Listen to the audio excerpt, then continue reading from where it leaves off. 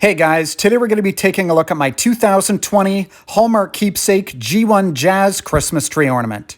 So be sure to hit that subscribe button and the notification bell right now and stick around for more.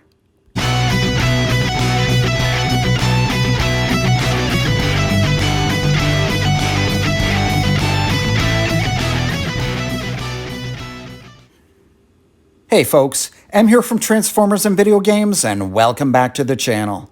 As I mentioned earlier, today we're going to be taking a look at my 2020 Hallmark Keepsake G1 Transformers Jazz Christmas Tree Ornament.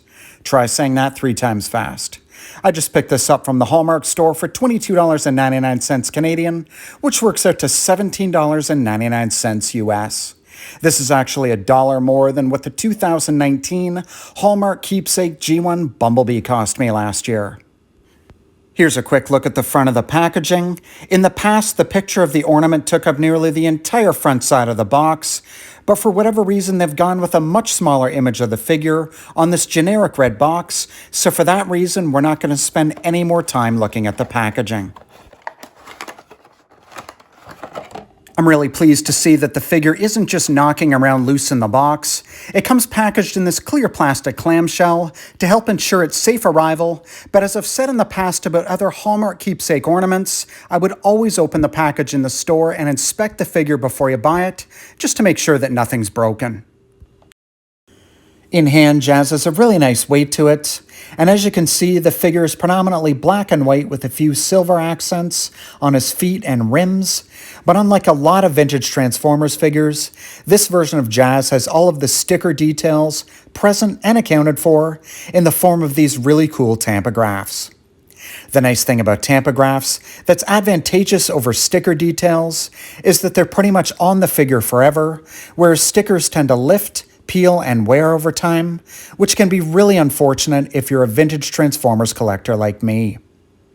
Here you can see that the figure has a racing stripe down the hood of the car with a number 4, along with a couple of Autobot faction symbols. This one says Meister instead of Porsche, which is consistent with the various reissues of G1 Jazz that we've seen over the years, and a key difference from the G1 original.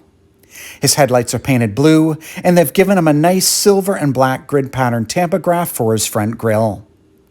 Much like the hood of the car, the side doors also have a racing stripe and the number 4, but they also say Martini, which is in reference to the old Porsche car racing team. There are really nice molded details on the figure's waist, along with tampagraphs on his hips, knees, feet, around the back wheel wells, on his spoiler, as well as on the roof and even on the front windshield, which we can see when we take a look at the backside of the figure. Speaking of the windows, they're on the back of the ornament, so it would have been completely understandable if they'd just molded them in solid white plastic. However, I'm very pleased to see that they used clear translucent plastic for all of the windows, just like the G1 original figure. It's this attention to detail that makes these ornaments special and a real hit with collectors. For anyone who's interested in my theory on why Jazz is holding a black gun instead of a silver gun, I think it's because they were actually basing the design on the G1 reissue of Jazz rather than on the Sunbow animation version of the character or the vintage G1 version of the figure. I think that the fact that they included the Agent Meister tampagraphs also supports this theory. Here's a look at Jazz with a loose vintage G1 specimen from my collection in robot mode. As you can see, the vintage version is larger, but the Hallmark version is accurate in almost every way, right down to the metal pins that hold the legs together for transformation.